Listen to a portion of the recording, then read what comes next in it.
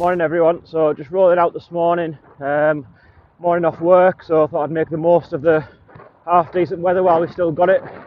Forecast is for the weather to get quite bad towards the end of this week, so while it's dry this morning I thought I'd get out.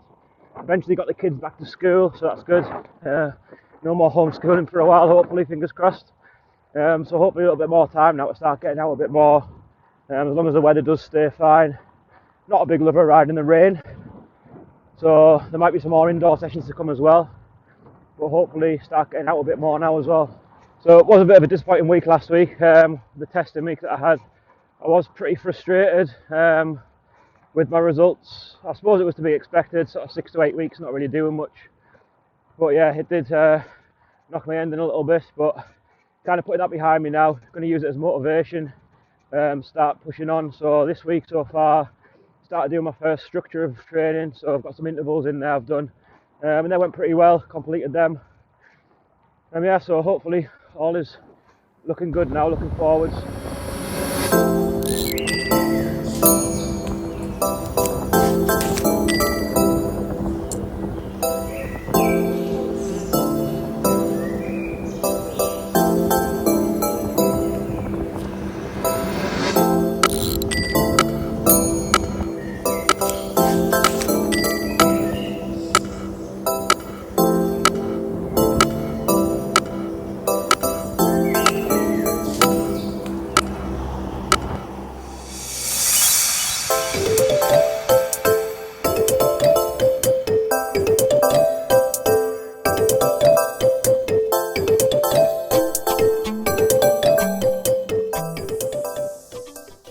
Look at that, the sun's come out. Been really lucky with these days lately, picking some good days when the sun's shining. I said this could be the last day for a while, but yep, it's out again. Falling lucky again. The main reason for the vlog this week is to tell you about what I'm doing next week. Next week I've got a big volume week planned, 25 hours minimum. So I'll be looking to get out as much as I can. But also got to fit it around work, school runs, family. I've got a couple of days holiday, so it shouldn't be too bad. Hopefully the weather's okay, I can get outside. Otherwise it could be a lot of indoor training as well. But yeah, so the idea is stay at home training camp, lockdown training camp, whatever you want to call it. We should have been away in Greece last week, doing our usual club training camp, but unfortunately with COVID, everything got cancelled. So yeah, it's a way of getting a good block in, good volume block, 25 hours. Doesn't sound like a great deal, but for me it's above the norm of what I would do in a week. And like I say, I don't usually do that volume on a training camp. So yeah, we'll see how we get on. More about that later.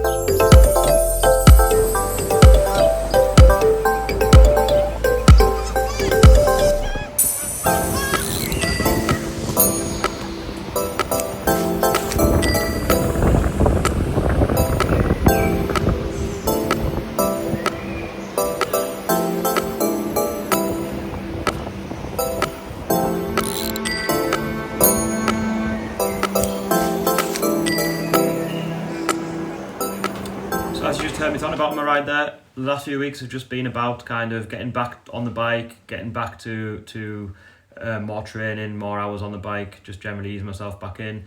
Then last week I did do all the testing, went through all the different testing protocols, set myself some new training zones from that now, based on my new numbers and results. And now it's been a case of the last couple of days doing a lot more structured training, and then when I've been going out, rides have just been nice and steady, just actually out for some endurance, and mainly indoor rides have been out with my structured training, setting different intervals. So as I also mentioned there, this next week starting, I'm going to be looking at doing a stay-at-home training camp. So we're doing a 25-hour week, block of hours. As I mentioned, obviously 25 hours generally isn't that great, but for myself it is, because usually it wouldn't kind of be that training load I would be doing, so it's a big increase in volume. The only other time I would usually do that is kind of away abroad on a structured training week. Obviously usually my training is fit around work, and obviously home life as well with the kids, and school drop-offs and pick-ups, things like that.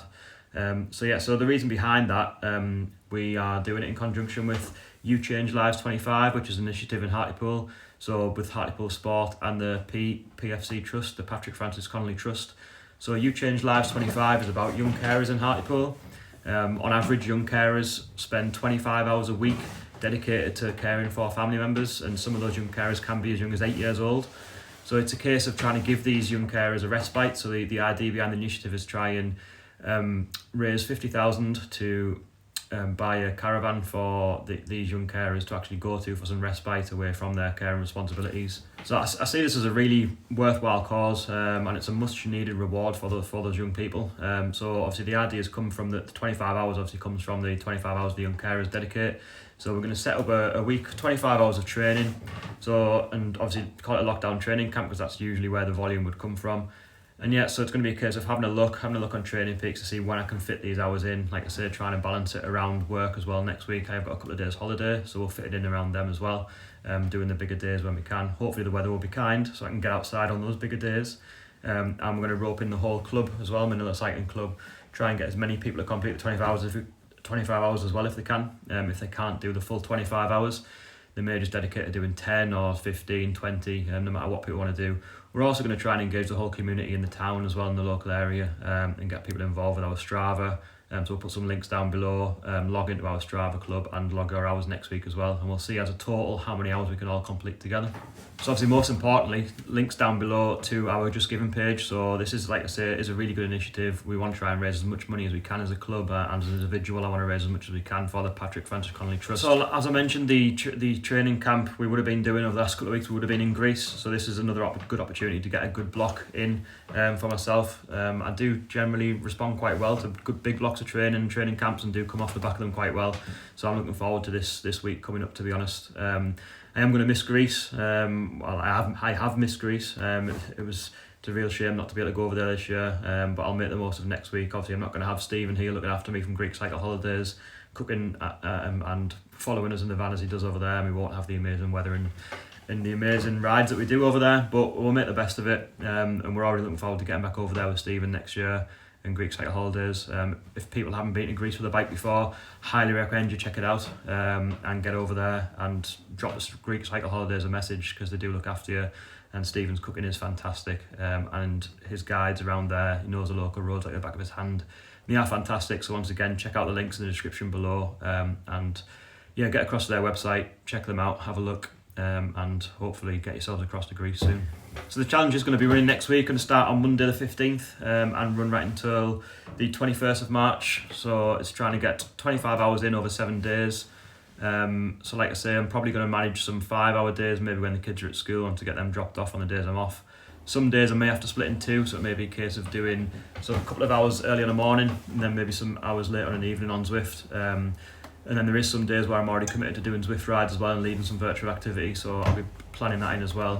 We can have a little look at the initial overall plan here, but I may have to readjust things depending on weather and things. With regards to the actual rides next week, I'm not really going to be looking at putting any intervals or any real efforts in. It is just going to be a case of some endurance riding, very much aerobic, keeping things quite low intensity just to get through the 25 hours, and try and sort of limit the actual training stress. It's more about actually getting the volume in next week. Yes, so that's the plan. So we will give it a crack from Monday onwards.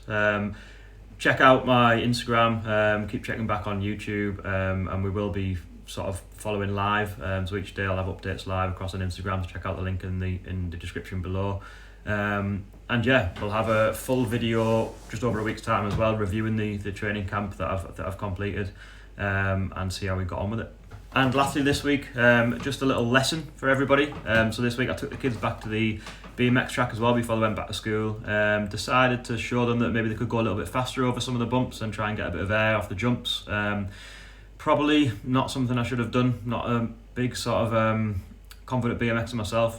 So yeah, here's a little video. Do be warned, don't try this at home.